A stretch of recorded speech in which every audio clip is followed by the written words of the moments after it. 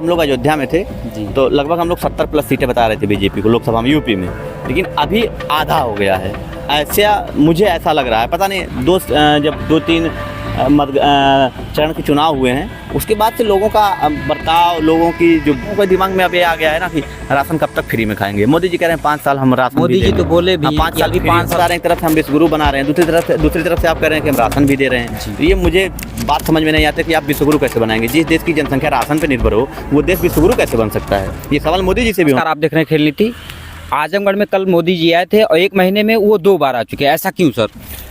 मोदी जी आजमगढ़ में इसलिए 2 बार आ रहे हैं कि पूर्वांचल का पूरा यहाँ से कवर हो जाता है, यहीं से। हाँ, बनारस भी यहीं है और एक कहीं ना कहीं जिस तरीके से आजमगढ़ एक हब है, सपा का गढ़ माना जाता है। जी। और यहाँ से सपा को हराना थोड़ा मुश्किल है किसी भी पार्टी के लिए। तो मोदी जी को लगता ऐसा है कि यहाँ आएंगे और यहाँ अगर जीत रहे हैं तो आजमगढ़ की 2 लोकसभा सीटें हैं और एक यादव बाहुल्य में अगर हराएंगे तो एक ऐसा एक उदाहरण पेश करेंगे कि हाँ वहाँ आजमगढ़ से हम जीत रहे हैं। क्योंकि आजमगढ़ आप देख लीजिए कई दशकों से सपा का गढ़ रहा है जी। पिछला जो विधानसभा चुनाव हुआ उसमें भी आजमगढ़ की 10 की 10 सीटें सपा ने जीती। तो मोदी जी का एक पूरा फोकस है आजमगढ़ पे कि कम से कम वहाँ से हमारी 1 सीटें निकल ही जाए। हालांकि निरहुआ यहाँ से सांसद हैं पिछले 1.5 सालों से जो उपचुनाव हुआ था, लेकिन इस बारी निरहुआ को भी थोड़ा यहाँ पर कठिनाई का सामना करना पड़ रहा है। पिछली बार जो इलेक्शन उपचुनाव हुआ था लोकसभा का, उसमें कितने वोटों से निरहुआ जीते थे? लगभग 8000 का मार्जिन था शायद, अगर मेरी जानकारी जहाँ तक है, आप लोग करेक्ट करिएगा। 8000 के लगभग वोट थे जो मार्जिन था। लेकिन वो वोट अब की लोकसभा में जिस तरीके से निरहुआ के ऊपर और कहीं ना कहीं आप कह सकते हैं कि निरहुआ के ऊपर एक बड़ी जिम्मेदारी है कि लोकसभा सीट यहाँ से जिताए। लेकिन अब की बारी आजमगढ़ में लोकसभा की दोनों सीटें चाहे लालगंज की हो चाहे आजमगढ़ की हो, कठिनाई तो होगी बीजेपी के लिए, बहुत बड़ी कठिनाई होने वाली है। जैसे मोदी जी आए थे कल रैली में, क्या भीड़ बहुत ज़्यादा थी या कुछ कम थी पहले से? एक चीज़ तो है, इससे पहले जब लगभग 35-36 दिन पहले मोदी जी जब आए थे मदुरई में, शायद मंदुरी एयरपोर्ट में, तो वहाँ पर जितनी भीड़ थी, मैं वहाँ पे कवर करने गया था, वो इस तरीके से मीडिया ने भी उसको ज़बरदस्त तरीके से कवर किया जी। लेकिन कल निजामाबाद में आया आजमगढ़ में, आजमगढ़ सिटी से लगभग 17-18 किलोमीटर दूर है। वहाँ पर मुझे ऐसा लगा, हालांकि मैं थोड़ा लेट पहुँचा, लेकिन मुझे ऐसा लगा कि लोगों का रुझान अब एक ये भी रीज़न हो सकता है कि ऐसी जगह पे रैली थी, एकदम सुनसान जगह पे, जाने आने के लिए बहुत बढ़िया रास्ते नहीं थे।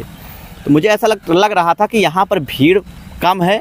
और मुझे ऐसा भी लगा कि मीडिया का रुझान भी इस रैली में, आगे जो भी हो, मैं गलत भी हो सकता हूँ, लेकिन इस रैली में, मोदी जी की इस रैली में आजमगढ़ में जो थी निजामाबाद में, वहाँ पर मीडिया का रुझान भी कम, मतलब मीडिया उस तरीके से नहीं हाइप की जिस तरीके से मोदी जी की रैलियाँ की जाती हैं।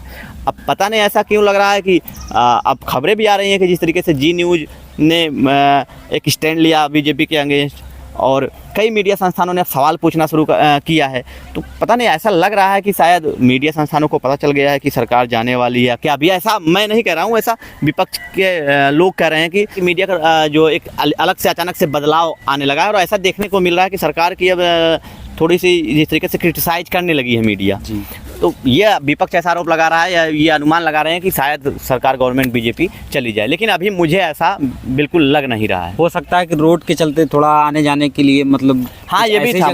मैं आप यकीन मानिए करीब 2.5 किलोमीटर पैदल चला, इतनी दूर रोक दिया गया था गाड़ी वगैरह, तो लोग पैदल जा रहे थे। तो वो इतनी धूप थी, आप समझ रहे हैं कि इतनी धूप की वजह से मोदी जी की रैली में जा रहे हैं सब, तो लोग आ रहे थे आधे रास्ते से लौट आ रहे थे, इसलिए शायद हाँ, और कुछ नाराज भी थे वहाँ पे और उल्टा सीधा बोल रहे थे कि यार इस रैली में कि इतने दूर चले आए हैं और मोदी जी दिख भी नहीं रहे हैं। तो बातचीत हुई लेकिन थोड़ा कम बातचीत हो पाई क्योंकि जो हमारा कैमरा था वो हीट कर गया था, तो हम लोग रिकॉर्ड सही तरीके से कर नहीं पाए। अम्बेडकर नगर का सर क्या हाल है लोकसभा का?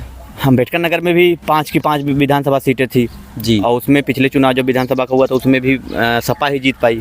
तो अम्बेडकर नगर में भी, पूर्वांचल में अगर आप देखेंगे तो लड़ाई ज़बरदस्त तरीके से बीजेपी यहाँ चाहती है, इसीलिए मोदी जी बार बार आजमगढ़ आ रहे हैं जी, कि चाहती है बीजेपी कि आ जाए यहाँ पे कम से कम। अगर आजमगढ़ में आ रहा है तो पूर्वांचल पूरा एक तरीके से हैंडल कर सकते हैं।